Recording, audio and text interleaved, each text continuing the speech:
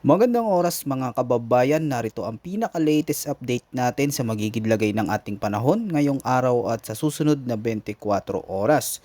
Lumakas na at patuloy na lumalapit ang low pressure area na binabantayan natin sa may silangan ng bansa at sinasabi ng mga modelo na tatama na ito sa kalupaan ngayong araw at magdadala ng mga malalakas na pag-ulan at bugso ng hangin sa mga lugar na dadaanan.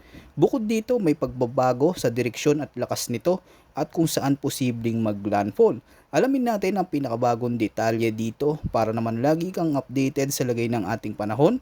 I-click mo lang ang subscribe button. Sa kasalukuyan, patuloy nating binabantayan ang low pressure area o LPA na nasa silangan ng northeastern Mindanao. Kasabay nito, patuloy ring umiiral ang southwest monsoon o habagat na siyang nagdadala ng maulap na kalangitan at mga pag-ulan sa western section ng Luzon.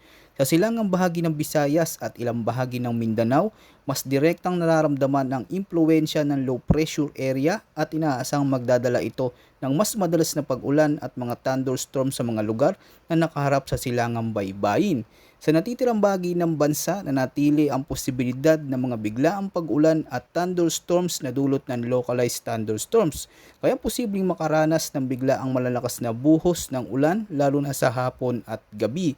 Sa pinakabagong datos, ang sentro ng low pressure area ay tinatayang nasa layong 645 kilometers sa silangan ng Eastern Samar. Sa ngayon ay hindi pa ito isang tropical cyclone, ngunit malinaw na nagpapakita ito ng sapat na organisasyon sa paglakas kaya mahalagang tutukan hindi lamang ang lokasyon ng sentro ng sistema, kundi pati ang lawak ng moisture at rain bands na maari nitong dalhin. Dahil nasa silangan ito ng Mindanao, ang mga lugar na pinakamalapit sa silangang baybayin ang unang inaasang makakaranas ng pagdami ng ulap at pag-ulan habang unti-unting lumalapit at umuunlad ang sistema.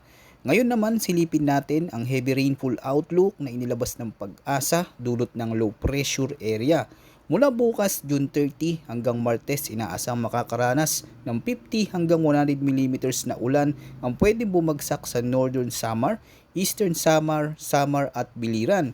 Dahil dito posibleng maging madalas ang mga pag-ulan at thunderstorms at may mga pagkakataong lalakas ang buhos na maaaring magdulot ng pagbaha sa mababang lugar at pagguho ng lupa sa mga bulubunduking bahagi ng mga lalawigan. Samantala pagsapit naman ng July 1, inaasang lilipat ang mas malakas na buhos ng ulan sa Occidental Mindoro, Oriental Mindoro, Romblon, Sorsogon at Masbate kung saan posibleng umabot sa 50 hanggang 100 millimeters na pag-ulan. Gayunpaman tandaan na ang mga rainfall forecast na ito ay maaaring mas mataas pa lalo na sa mga kabundukan at matataas na lugar dahil mas mabilis na naipon ang mga ulap at mas tumitindi ang pag-ulan sa mga elevated areas. Bukod dito, kung ang isang lugar ay ilang araw nang nakakaranas ng tuloy-tuloy na pag-ulan, mas mataas din ang posibilidad na lumala ang epekto ng mga panibagong buhos ng ulan dahil basang-basa na ang lupa at mas madali itong magdulot ng flash floods at pag-apaw ng mga ilog at sapa at landslides. Pag-usapan naman natin ang forecast weather condition ngayong araw para sa Eastern Visayas, Caraga, Davao Region, Catanduanes, Albay at sa Sorsogon.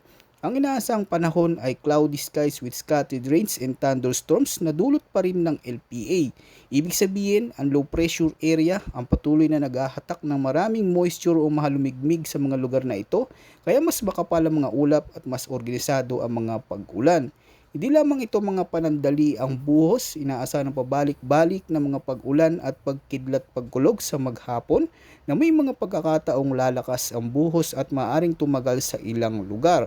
Dahil posible ang moderate hanggang paminsan-minsang heavy rains, nananatili ang banta ng flash floods at landslides lalo na sa mga mababang lugar, mga komunidad na malapit sa ilog at sapa at mga bulubunduking lugar na madaling magkaroon ng pagguho ng lupa. Sa Eastern Visayas, maaaring maging makulimlim ang kalangitan sa halos buong araw na may mga pag-ulan na pansamantalang hihina, ngunit maaari ring muling lumakas kapag may panibagong rain clouds na mabuo. Sa Caraga, mas mataas ang tsansa ng tuloy-tuloy na pagbuo ng mga ulap dahil direktang nakalap ito sa silangang bahagi ng bansa kung saan nagmumula ang maraming moisture. Samantala sa Davao Region, gayon din sa Catanduanes, Albay at Sorsogon, asahan din ang maulap na kalangitan na may mga pag-ulan at thunderstorms na maaring magdulot ng pagbaha sa mababang lugar at pagguho ng lupa sa mga matatarik na bahagi ng lalawigan. Samantala para naman sa Ilocos Region, Zambales, Bataan, Occidental Mindoro at Palawan, ang forecast ay cloudy skies with scattered rains and thunderstorms na dulot ng southwest monsoon o habagat. Ibig sabihin mas nagiging makapal ang ulap at mas madalas ang mga pag-ulan at thunderstorms sa mga lugar na nakaharap sa kanlurang bahagi ng bansa. Dahil dito posible ang moderate hanggang sa malalakas na pag-ulan, kaya may panganib pa rin ito ng flash floods at landslides lalo na sa mga lugar na ilang araw nang nakakaranas ng ulan at sa mga mababang lugar na madaling bahain. Para naman sa Metro Manila at sa nalalabing bahagi ng bansa, ang forecast ay partly cloudy to cloudy skies with isolated rain showers o thunderstorms na dulot ng localized thunderstorms. Sa mga lugar na ito, posibleng magsimula ang araw na maaliwalas, ngunit pagsapit ng tanghali hanggang hapon ay unti-unting kakapal ang ulap at may mga lugar na makakaranas ng biglaang malalakas na pag-ulan na may kasamang pagkidlat at pagkulog. Sa Metro Manila, posible ang mabilis na pagbabago ng lagay ng panahon, maaaring maaraw sa isang bahagi ng lungsod habang sa kabilang distrito ay nakakaranas na ng malakas na ulan. At kahit isolated lamang ang mga thunderstorms sa nalalabing bahagi ng Luzon, Visayas at Mindanao, maaari pa rin itong magdulot ng panandaliang pagbaha at pagguho ng lupa kung magiging malakas ang thunderstorms sa isang partikular na lugar. Ngayon naman, pag-usapan natin ang latest forecast batay sa iba't ibang weather models tungkol sa inaasahang paglakas ng low pressure area.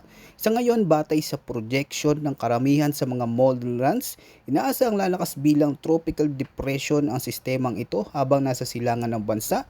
Sa kasalukuyang trend, ang mas malamang na magiging direksyon ng sistema ay tatawid sa Bicol region o sa bahagi ng Southern Luzon, bagamat may ilang modelong nagpapakita rin ng posibilidad na mas dumaan ito malapit sa Eastern Visayas.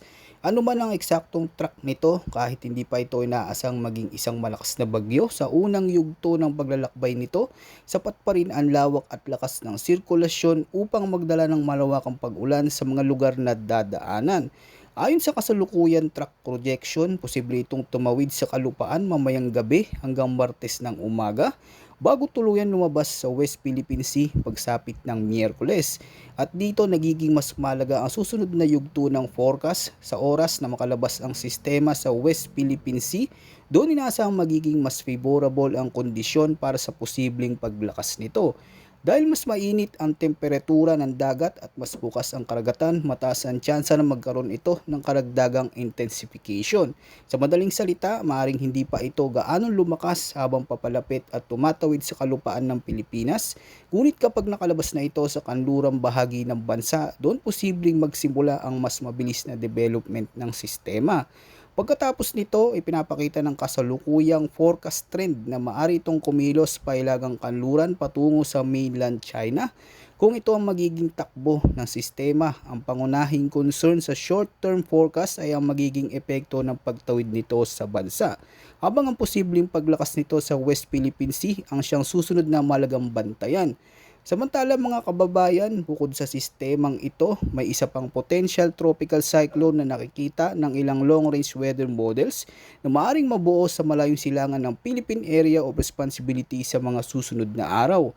Sa kasulukuyan track projection, ito ang sistemang may mas malaking potensyal na lumakas at sa ilang model scenarios ay maaari pa itong umabot sa typhoon o maging super typhoon intensity. Gayunpaman may kalayuan pa ang forecast period na ito kaya mababa pa ang confidence pagdating sa eksaktong direksyon at magiging galaw nito. Posible pa rin magbago ang development, lakas at track nito habang dumarami ang mga bagong datos sa mga susunod na araw.